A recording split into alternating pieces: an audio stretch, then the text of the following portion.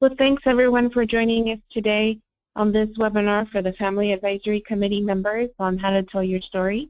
This is an opportunity to really enhance your skills on, how to share about who you are and why you are a part of doing the work that you do.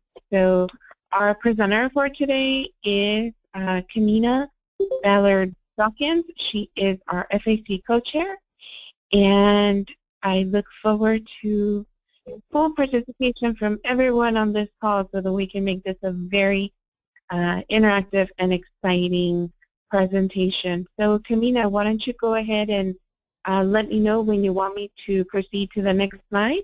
I'm going to go ahead and mute myself. Thank you, Kameena. Okay, well, at first, I want to say thank you for everyone who's on the call and say hi and see if you can give me one good time so you can choose actually we'll be talking to you today. After that, I will, and I want to say thank you guys for joining because I know that there's a lot of end-of-the-year activities that's going on, but you're here with me, and I really appreciate that. So thank you, and we'll get started. Okay, Gabby, I'm ready for the next slide. Welcome to this webinar of How to Tell Your Story. Today, the key topics that we will be covering are the network itself, meaning the ATN, through Autism Speaks, and the ARP structure. A little bit about what family-centered care is, the role of the advisors that we've asked to be on the call and beyond, set some ground rules for telling your story, explain common hurdles experienced by our parents and our family leaders, and then also telling your story. It will give some examples of that and also your levels of participation for the network. Next slide, please. So let's talk a little bit about the network structure and the system structure here at the ATN. We are known as the Autism Speaks Autism Treatment Network, and it's the first binational network of hospitals, physicians, researchers, and families at 14 centers across the U.S. and Canada. I would like to also always acknowledge the Canadian sites because they're very important in our process, and this is binational. Below this, I put the ASATN.org, which we should all be familiar with when it comes to looking up the sites. And, that's also a site that you can get to know each other because there is a list of who your other family leaders would be. There's a list of work groups, and so make sure you take care of that and take a look at that. And you can see the example here is that we provide comprehensive, high-quality health care of teams of healthcare professionals who understand autism spectrum disorders and excel at treating associated medical conditions. Can I have the next slide? And if you are if there's any questions, that's fine, but can I have you mute yourself if you are not going to speak at the moment? Thank you. And we'll continue with the network structure, explaining the ARP. ARP, we don't want to leave those folks out.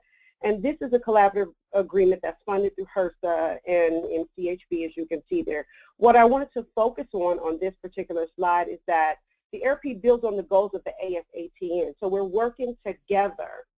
And you can see the example there, or the definition there, is to further the evidence and clinical guidance regarding the diagnosis and treatment of ASD-related conditions. And they do have a separate website that is, the link is included there below, that you can see the work that we do with the ARP. One of the great examples of that would be our recent puberty toolkit, which if you are not familiar with who I am or you're new to our network, which we do have some new members and some new people, we have completed that in December of last year through the ATN and the ARP. So that's the Puberty and Adolescence Resource Toolkit. And so you can see how that's a direct example of how we work together. Next slide, please.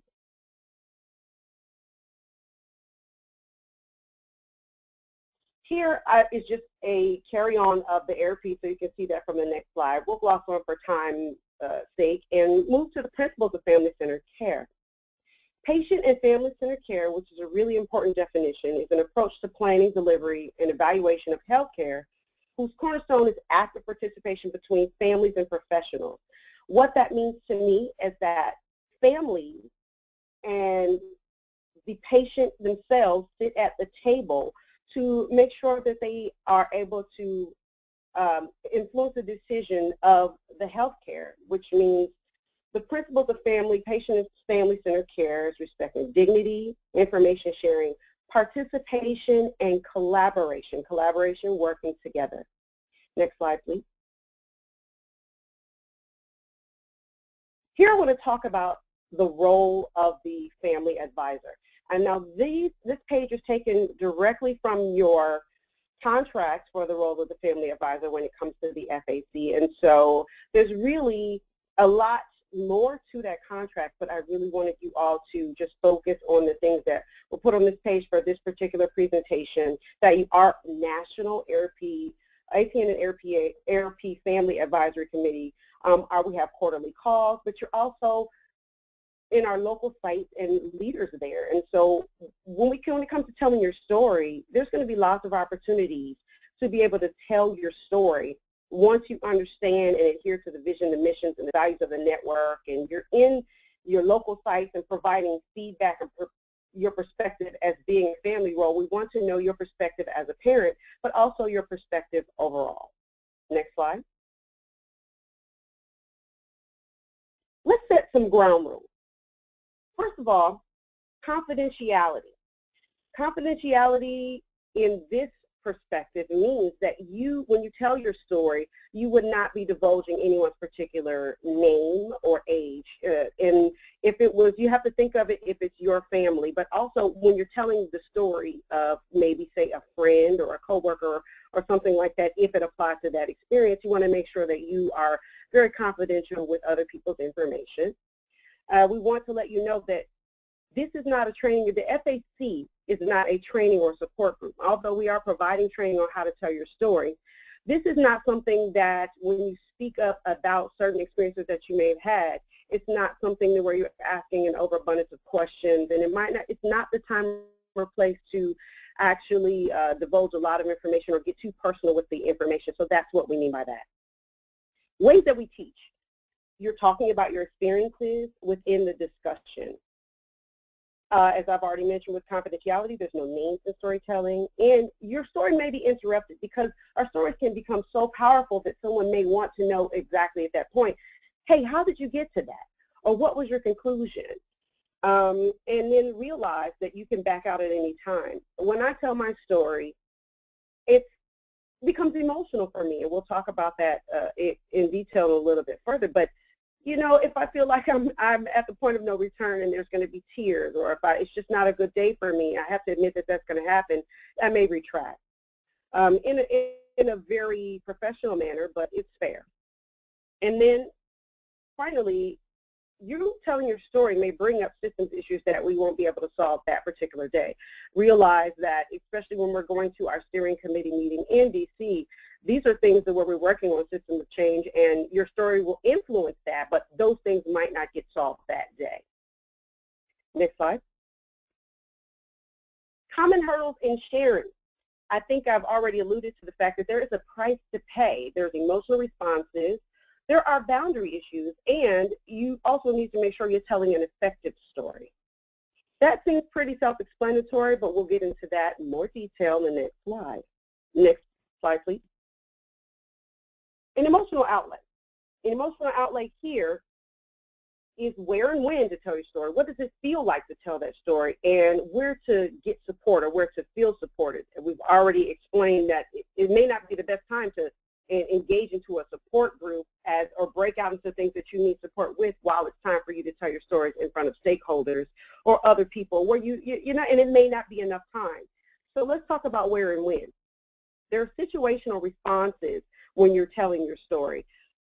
Say, for instance, we're talking in a specific work group, and we're talking about behavioral health and how your child's behavior might affect an outcome of whatever the research project is or whatever situational. There's going to be a situational response to that. I'm not necessarily going to start talking about my child's GI issues during that particular situation, which is what that means. The story of others. I've already alluded to the fact that sometimes your friend's story, for instance, I have a best friend who also has a child on the spectrum. I may be able to tell her situation and what happens with her story, but I want to make sure that that is appropriate. Once again, that it, you know, is appropriate to the conversation that we're having if we're talking about behavioral health. It doesn't have to be a powerful event or story. And what I mean by that is it could be a situation to where I'm explaining about my nephew getting on the bus in the morning, or how the driver, how that affects him missing the bus might affect his behavior overall throughout the day. That particularly wasn't something that was overwhelmingly emotional, but it suits the situation. So I want to make sure that it's the right time and to explain that story. What does it feel like to tell your story?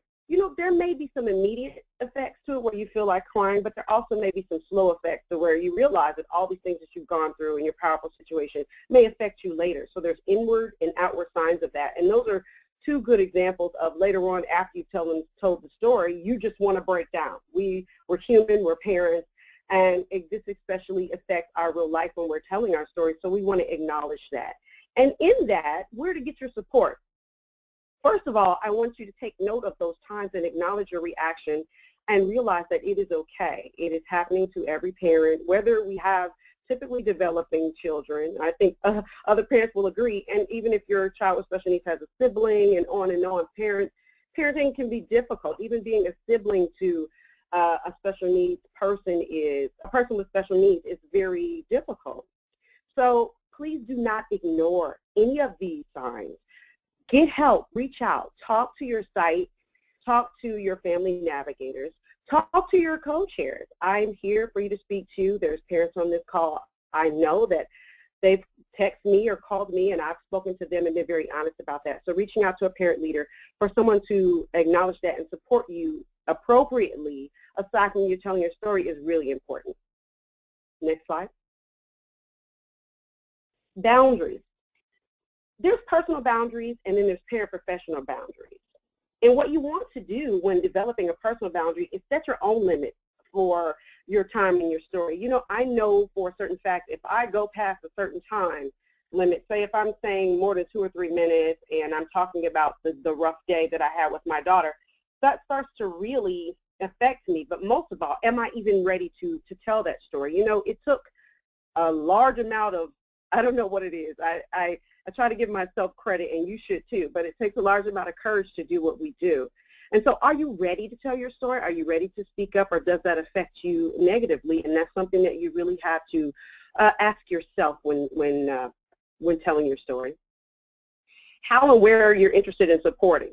Participate at your level. If you know that you are not ready to be the next FAC co-chair, then you know that is something that is only you can decide. And although we encourage you to speak up and share, you are also the proponent in making sure that you know how you can affect that change positively and that your skills can be used best. Paraprofessional boundaries. Let's talk about this for a minute, because this is very important. When you're staying within a defined role as an FAC member, you want to make sure that you speak as that. If you are not, say, a certified occupational therapist, then this is not something that you want to be giving advice upon. You want to make sure that you're also working within the network versus the community. So when you're working as the FAC parent within the network, we are hearing your perspective on that. When you're in the community, say you're at a resource fair, then that would be your role there. You would be able to speak a little bit more openly about your experiences. And for relatability purposes, I would hope that when we get into the community, we're talking parent to parent, and not using very simple terms, and not speaking too high over the community, or just being present in the environment that you're in, and that's maintaining that boundary. But when you come to the FAC, we expect you to be knowledgeable about not only what you're saying, but how that can pertain to your role in the network. Working with the network versus other training degrees and roles, and I've clearly already explained that. Whereas if I'm not a doctor, which I'm not, and I'm not a certified occupational therapist, and I don't have my degree in that, I won't be giving away a lot of OT advice. So that's basically what we meant by that. Next slide, please. This is such a powerful slide, an effective storytelling. Let's talk about an effective story. Many of you know me and have heard me speak, and you know what, I should apologize sooner, but I know that listening to me talk, I can talk very fast, and when I'm very passionate about what's going on, it can be like drinking from a fire hose. Like, I get it. Yeah, people don't understand all the time what's in my mind. So let me tell you that when an effective story is being told, let's talk about how that should go and what it should sound like. It has a beginning, middle, and an end. It's brief, focused, and relative to the point that we're speaking about, whichever particular topic that should be. It conveys emotional info in a non-emotionally charged manner, meaning if I am, say I'm not so happy about what the outcome of my child's last visit to the doctor or her pediatrician, it's not the time for me to charge at the doctor if that doctor is a part of that conversation, or any doctors. If I'm feeling upset, then that's not a time that I should be speaking about that story. I want it to be light and airy. And I mean, you don't want people to take offense to any of that. It illustrates problems and resolve through partnership. I'm going to illustrate what my issue was for my child's visit. Okay, say for instance, there was no reinforcers. This is very common. If I'm going to the doctor's office and my child expects something after that visit because she's gotten through the visit and it was difficult for her, so there's no reinforcers. Stickers are very popular with the younger children. They didn't have stickers at the time, or the doctor, there was something going on with the doctor's visits. There's very good examples, and maybe you all can think of some to also actually share for later in this call, that you can see that there's a problem. However, my resolve has to be through partnership. So what I would have to say in my story is, here's what I see that works best, and here's how we can work together to make that happen. I can name off some stickers. I can bring in some stickers. I think we can talk to Child Life about getting some other reinforcers for this, but that's resolved through partnership, that it's both sides working together.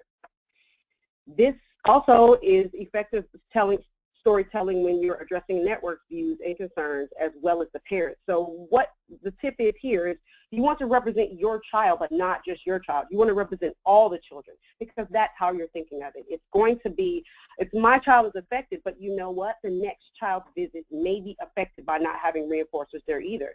Suppose that child needs something, or they should be able to bring in their sensory item.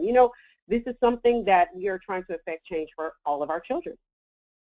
And also, an effective story includes an acknowledgement of the healthcare system and the broader parent perspective, which I'm speaking on the broader parent perspective because we depend on you guys to bring that expertise from that community and from your leadership at your site and from dealing with other parents and really having that interaction with others to bring that into your effective storytelling for the FAC.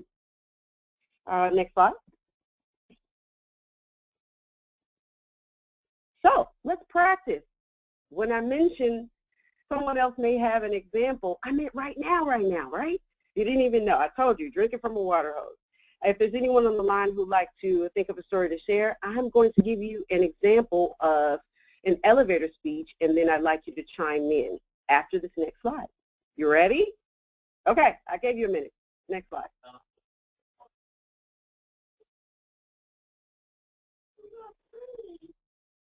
An elevator speech. This came out of a very good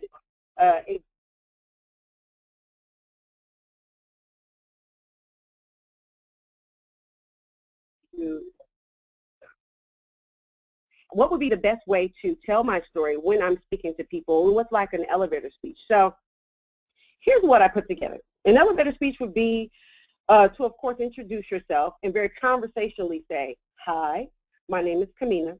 I'm a family advisory committee for the Autism Treatment Network through Autism Speaks in the ARP, and I represent the Children's Hospital of Los Angeles site. I'm a mother of a daughter with ASD. She's 13 years old, and I also have a nephew that's on the spectrum, and he just turned 6. He was previously nonverbal, and now he talks a lot. Then I would proceed to tell them a short story about how that applies to the situation, but I have to keep in mind that it has to state a solution at the end, and that it has to also be, I have to reflect my parent education and some of the subjects that can be attacked and that we can use at home, because that's the best way that I see in collaboration and partnership that we can create this change and what I want to be as a change agent. And so I may be speaking to someone who's outside of my network.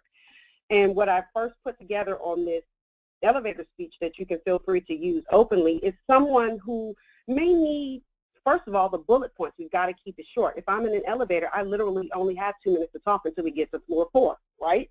So I need to speak and say that I'm with the ATN, but they might not know what that means. So I need to know what those letters mean. I need to know that it's through Autism Speaks and that it's through ARP. Of course, I have to make sure that it's relevant to the subject that we're talking about, because most people look at you, they're not going to be able to know that you have a child on the spectrum. You know, I'm surprised many times when I say, oh my gosh, you know, and I call them special kids, that's just my thing. I'll say, okay, she's the mother of a special kid. Wow. Most of you, I will put out there, are extremely beautiful, and you're light and airy, and I don't know how you do it. You're amazing to me. So every single time I represent that, I'm going to also tie that right into, and here's why you should listen to my story. Next slide. Here's some useful tips for that elevator speech. And I'm giving a lot of tips throughout, but make sure you know that you can use this and always come back to myself and or Tom Hess, who is your other FAC co-chair, to make sure that you are able to follow up on that. But what I've alluded to is making sure that those abbreviations, that you know what they are, but also that the other person that you're speaking to who might be outside the network can look up your organization. If you're not particularly sure of what the websites are that we gave earlier, then you can make sure that you speak out what the terms mean and what the letters mean, and those people are actually able to Google it. Because how many of us Google things? I know after my child was diagnosed and even after that time when I was trying to find anything, I am quick to Google something, right? And then also be prepared to briefly explain in any follow-up questions what we're all about. That were 14 sites through US and Canada, and you know, adding the site that you represent within the network, because another thing, if someone comes to you and speaks to you in that elevator speech, they might actually be interested in what you're talking about. Okay, let's get off here, let's continue this conversation. So what is the ASATN? Okay, ARP, what does that mean? Where are those people? And so these are basic things that you want to be prepared and to know when you're representing this network as a family leader, but then also that you're able to know for yourself and explain how this all ties in. And that is definitely a part of telling your story. But now, don't feel pressure to go into any details that you can't remember at the moment. Say for an instance that we got a lot of letters and numbers stuck in our head that day. It's not something that I'm going to go all out, well, you know, ARP is funded through HRSA, MCHB, this is what they do. You know, if you're unsure of that, make sure that you leave the door open, but don't trap yourself. Okay, don't trap yourself in the elevator door. See, I get that there. Just make sure you say that it's the ARP and that you can look it up and there's a website for it. How about that? Okay, well, let's move on to the next slide. Well, let's stop here for a second, actually. So I want to, before I move on to questions to ask yourself during telling your story, we can see that's what I'm already alluding to. Is there anyone who would like to, at this moment, share an example of an elevator speech that you've either given before or one that you can think of? And I'm sure there's a chat feature, there's a chat function if you're too shy. If you don't want to share at this particular time, then you can just say hi. But there was a person who asked this question, and I really wanted to make sure that you all figured out what the elevator speech is. So if you don't necessarily want to share, can you see yourself giving an elevator speech?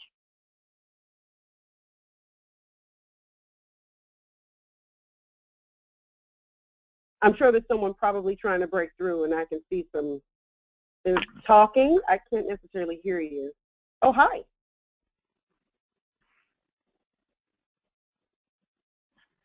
You're unmuted. Well, we'll move on. Maybe everyone's a little bit too much. Maybe it's too much too soon. Even though I gave you a fair warning, we'll move on and maybe you'll share at a different time. Let's talk about questions to ask yourself during your storytelling. Is my story relevant to the question or topic being discussed? As we spoke about one of the work groups, I'm in the behavioral science work group. I definitely don't want to talk about things that might be more interesting to the sleep committee, unless that affects behavior. So I want to make sure that I keep it relevant to the topic. And is the way I'm talking about my story, is it conducive to partnership? Am I thinking both of when my child is experiencing this and what we can do as a collaboration and a partnership, and making sure that I'm not jabbing at any one person or anything like that. Which is in the next box over, you can say, am I complaining and stressing the negative? We want to be as positive as possible because we're change agents. We are agents for the change in the healthcare, our children and all children with ASD. So we want to make sure that we're doing that and not being single-minded on a single issue of what particularly happened to us. Is my tone or attitude tolerant of others? Do I sound defensive or angry? And is my story going on for too long? I think these all go into a line together, because if we're emotionally charged on that particular day about telling that story, we may not realize you're going on and on until the other people who are listening to you, to the stakeholders who might really be listening for that solution, it sounds like this parent is just complaining. And with such an important position as being a family leader, you want to make sure that you're as conducive to change, but also positive with your outcomes.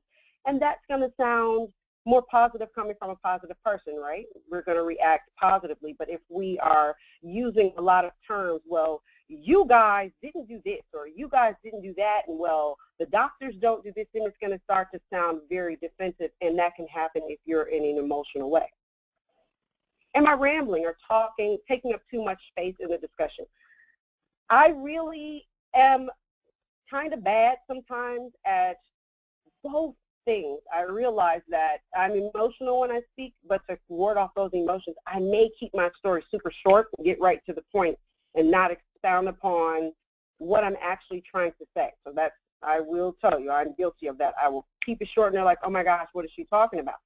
But then also on the other side of that, sometimes you get caught in that wheel of, well, this was just so wrong. And when I went to the ER, no one knew, and they didn't ask me this, and the ER will get you emotionally charged up on it. Our kids are patient and will go into the conversation about it, and I myself have just been like, okay, well, the ER did this, the ER did that. So I don't want to make it either one. Make sure you measure your story, I would say, at around 2 to 3 minutes, if given an opportunity to really stake your claim and stand your ground. You want to make sure you use the effective storytelling where it has a beginning, a middle, an end as an effective towards change, and that you're middle of the road, but you also don't want to take up too much time in the discussion. Suppose there were some real, suppose someone wanted to ask you a question and or reflect or react to your story. We want to give them time and a lot of time for that. Okay, next slide for me.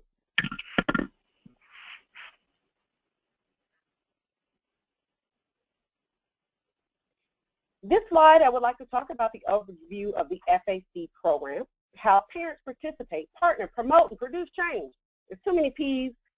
I didn't think about it until afterwards, but it's really true. I would like to explain to you about our tier system that we are moving into for the FAC program. And the first tier I'll explain as the advisory tier. The advisory tier is something to where we are working with as advisors to the network, meaning the advisory role is to partnership in that, but you know, you really, and we all have a seat at this table, and so you're working as an advisor, meaning that we're going to need your personal story to work throughout and actually to promote that change for whatever the project is that we're particularly working on. And many of you are already in the advisory role, so let's explain the second tier. The partnership work. Partnership work, I would like to explain, is more of when you're not just at your site and you become an FAC parent, you partner in many things. Many of us are in work groups. We are on committees. We are working together in a group where you're an equal member and you're partnering on that particular project. When I was working with the Puberty and Adolescent Resource Toolkit, we were partners. We had partnered on that work. And so there was no difference. And I really am really gracious for that. There was no difference between myself talking and a doctor or clinician or any of the other team members. We were all working together, which also would explain the third tier of work, which is the embedded work. I have particularly embedded myself into a lot of the work. When you look it up, you can see that as the co-author That's what it'll say. And I was shocked when that term even came out. And actually not shocked, but because we worked as such a partnership on that work group, it was refreshing, but it was also like surreal to see co-author of the Puberty Toolkit. But that's what we all were. The parents on the actual work group, we were co-authors because we had a hand in that. And that's what we call embedding ourselves into the work. The fourth tier is the community work. I want to say that the community work is, the reason why it's a part of our FAC program is because it's just as important, the work that you do in the community, as being an FAC parent. I would like to think in my case that in the effect in keeping with the PAR toolkit, this community work was something that I could actually take everything that I had done on those other tiers and embedded myself into this work, partnered to write it. I was able to take that to my community and say, hey, guess what? We have this, and disseminate that information or give out to the families and say, this is my important role. And as an FAC member, here's what I've contributed to. So hopefully that explains participation, partnership, and the promotion and producing of change. Next slide, please. So the Family Advisory Committee, we've spoken a lot about it, our roles in it, and let's talk about, as a member, you have a responsibility to the group process, your level of participation, and to maintain that parent and professional boundary that we've already explained. The level of participation here means actually learning from this call and this webinar and being able to speak up when we have our national calls and or in our meeting in Washington, if you are attending that, to be able to speak up as a member. As a committee in the Family Advisory Committee, we are working in the advisory versus decision-making body stakeholders. And what that means is we are going to, basically the same thing as what I was saying about the other things, advising them, and the decision-making body stakeholders means that if there is going to be the FAC there with the steering committee, realizing that we're a part, our committee is a part of that steering committee's decision-making processes, and that they would like to hear from you. So feel free to speak up, and now that you know exactly how and what those things are and what they are, expecting to hear and what we're expecting from you as a member, you'll understand how those two work together, which leads to working with the network. Sometimes you're going to be part of a group, sometimes you're going to be on one of these committees as just a parent, but we're going to make sure that you are integrated and that there's family participation across the network wherever we need you. So it could be one or both. And then making sure you look at the big picture and looking at the whole network work, which is the reason why we explained to you in the first few slides about the ATN and the ARP and those works, because we want to make sure that you know that those networks work together, and it's across all of it. So you could be a part of the learning network, you could be a part of the steering committee activities, and would all still count as far as your participation in the FAC, and it's very important. Next slide, please. Which leads us to our level of participation. What we want to do is increase our visibility, responsibility is what this is explaining, and then the consistency in your hours and time, and also your commitment. I see you, Kimberly, and I will acknowledge that. Thank you so much. If anybody else has any questions in the chat box, go ahead, and thank you for joining us once again on this, and thank you for asking questions and being so active. I think that leads, it's a great tie into your level of participation. There's a parent advisor, which is an advisory role. There's parent partners, which is an advisory and a participation role. And parent leads, advisor, participation, and leadership, which is actually what Tom and I are, but there's other parents that are like us, and so we don't want to leave them out as well in our learning network and other capacities.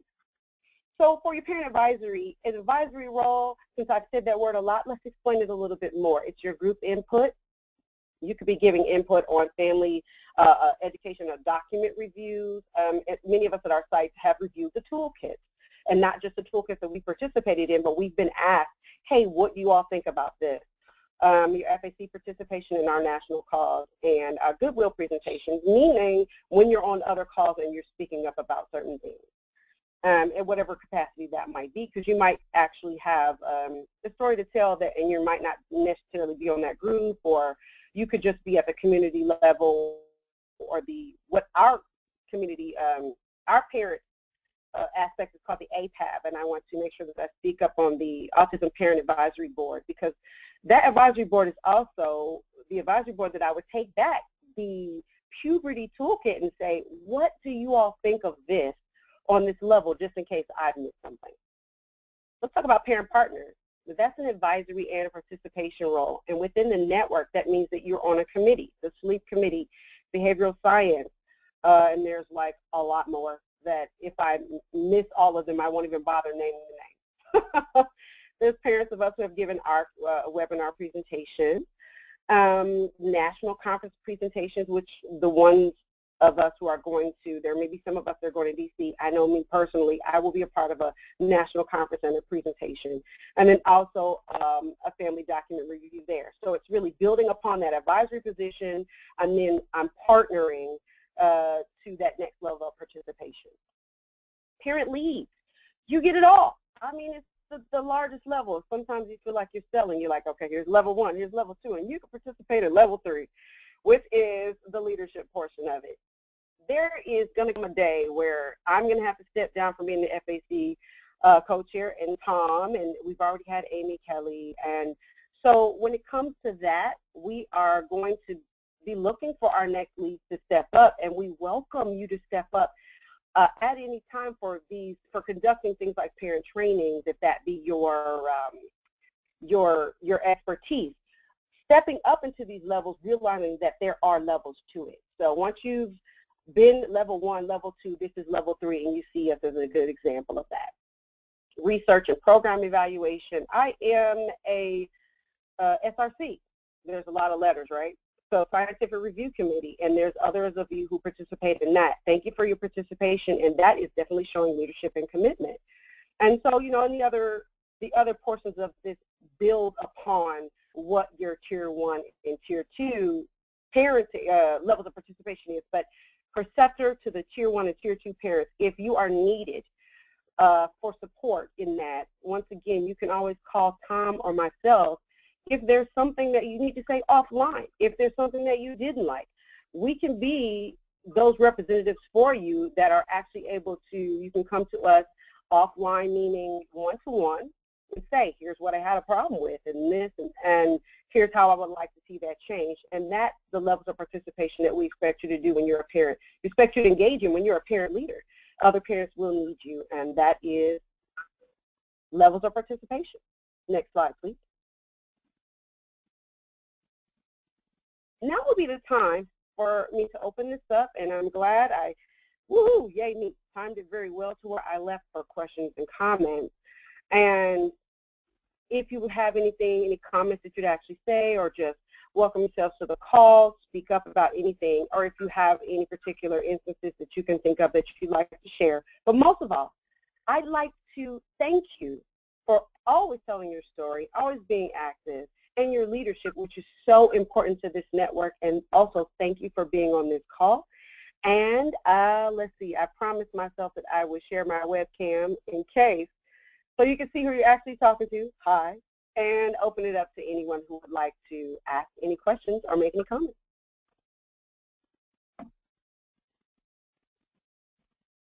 Hi, Lisa. Great presentation, Kameena. Thanks very much. This is Dan. Oh, thank you, Dan. Thanks for joining me. I'm glad he's here. He's always here. He's one of my favorites, but don't tell anybody I said that. Not like this is not recorded. Lisa, I can see you. Can I hear you? Uh-oh. I can't hear you. Are you muted, Lisa? Can you hear me now? Oh, there you are. Welcome. Yeah. Thank you. Great presentation. Thank you. That was wonderful. I look forward to seeing you next week. And we'll just go from there. I look forward to seeing you. Okay. Mm-hmm. And I'm excited that you'll be there. I'm excited that we'll be able to gather each other's energy, and you know I work off of you guys, and I think of you guys when I'm out in public and everything, and I always enjoy seeing you guys. So I'm going to be excited to see you, and I want to hear about everything new that's going on. And we're using the adventure continues. Say again? Yeah. The adventure definitely continues. Oh, you know. You know it does.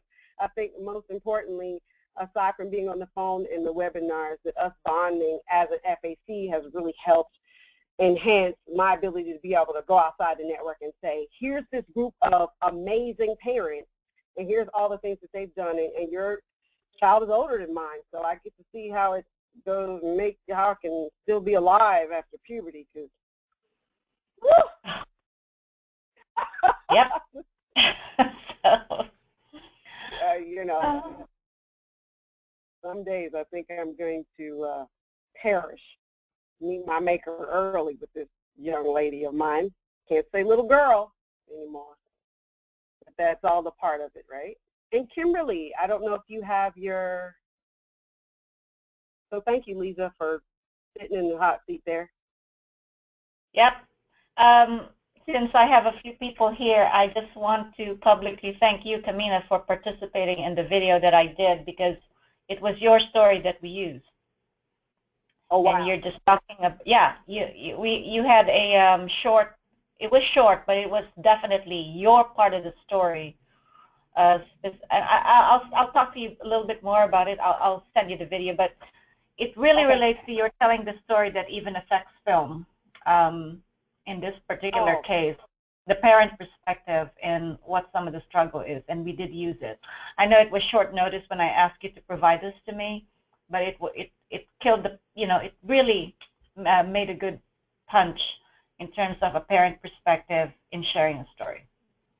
And thank you for giving that example. Thank you for asking me to be a part of it, because this training and this webinar is something that I want to let the other parents know is very effective, like I said, outside of the network. You know, what you do is very important here, but being able to tell your story to others who don't know what ATN and ARP is all about is effective too. And so you just gave a really great example about how I took it offline, how I took it to, the street, to the community, to the world at large, to say, I'm not afraid to tell my story. This is what's going on, and it can be very emotional for us at times. And so I tried to use everything from this webinar in that actual story that I told, because it's difficult. Everyone knows that the story in the Puberty Toolkit was a real story to my real life, right, with my daughter. So it can be difficult when I feel like breaking down to be able to, and it could also be cathartic to tell that story to other people. Right. I think for leadership that's listening in here, the stories are real. Our stories are transferable. The skills are transferable. They can work outside, as you said, community here or there. There's something to share. If anything, it opens up the conversation. And I want to encourage, thank you, Lisa. And I want to open it up to anyone else who wants to share, even though Lisa I love that she put herself in the hot seat there. Let me see, there's people chatting in the chat box, and I don't want to ignore them in the chat box. Everyone is, thank you. Someone said congratulations. Thank you. And I know my site navigator was, not my site navigator, but my site coordinator was on the line, and she listened to me, and she's very supportive, so thank you. I want to give a shout out to her. Thank you for listening. And let's see who else has anything to, oh, wow. Thank you for all you do on behalf of our families. You know what? It's my pleasure and my honor to participate and to be able to do this. And looks like we're able to wrap up a little bit earlier, but I want to just leave it open one more time for any questions, any comments. You can feel free to talk to me offline as well. And this call and this webinar will be recorded. So you're able to listen to my voice, my lovely voice. Over and over. Forgot about that. Just over and over you can get that in. But if there's nothing further, thank you for joining, and we are able to wrap up. So, Kameena? Yes. Kameena, can you hear me? I can hear you. Hi. Hi, it's Kimberly. Where can I, hey, where can I hear this recording? I believe Gabby will chime in and let you know how to do that, but I think it's going to be sent out. The link is going to be sent out after this. Normally what we do is we'll say, if you missed it, then go on and log on. And see, this is why I didn't want to be on camera either, because I knew that I would make faces. I'm not making a face at you, Kimberly. I'm just saying it's going to be available. It's going to be available after that we are able to share with other parents, and I'm so happy that you joined us. Yeah, definitely. I was looking forward to this, and something always ends up coming up, and I always get my days kind of mixed up. But I definitely enjoyed this. And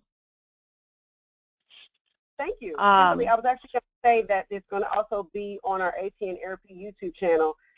You know, how do I feel about that? But it's going to also be on the YouTube channel, so you're going to be able to replay it over and over, and I just wanted to let you know that. Awesome. Thank you so much. Thank you so much for being on the webinar. Yes, thank you, and you're such a blessing, Kameena. Thank you. Oh, thank you. I will see you next week. Yeah, sounds good. Okay. I will touch base. I'll text you later. No problem. And all right, my dear. Okay, thank you. All right, we'll talk to you later. Okay, bye-bye. All right, bye. I think there's, is there anyone else? Any last comments, feedback? You like it? You didn't like it? Everything's good? Okay. Sounds like we are done. Gabby, is there anything else or anything final that you would like to add to that? No, Kameena, thank you so much for taking the time to do this. We really, truly appreciate it. We will go ahead and send the recording link as well as post it to the ATN AIRP YouTube channel, and we'll also send out a copy of the slide deck. So thank you, everyone. Perfect. Well, thank you, Gabby, and thank you once again, everyone, for participating in our call. Bye.